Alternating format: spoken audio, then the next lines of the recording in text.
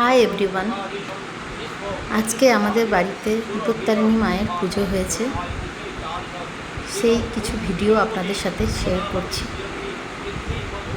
এই পুজোটি আমাদের বাড়িতে বংশ পরম্পরায় হয়ে আসছে। আজ আমাদের বাড়িতে অনেকে এসেছিল, সবাই মিলে একসঙ্গে পুজো, খাওয়া দাওয়া, আনন্দ করেছি। ঠাকুরমশাই পুজো করছেন, আপনারা দেখতেই পাচ্ছেন।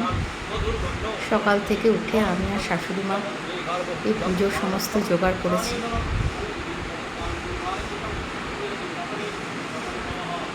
শাশুড়ি মা লুচি ভাজতে বসেছেন সকাল থেকে, সুজি এদিকে হয়ে গেছে। এই পুজোতে 13 ফল, 13 মিষ্টি, 13 ফুল লেগে থাকে। এছাড়াও আপনার যদি ইচ্ছে হয় আপনি অন্যান্য মিষ্টি ফল দিতে পারেন, কিন্তু 13 রকম আপনাকে দিতেই হবে। এই পুজোর ফাঁকে আমিও একটু ভিডিও করে নিলাম, বলবেন কেমন লাগছিল আমাকে।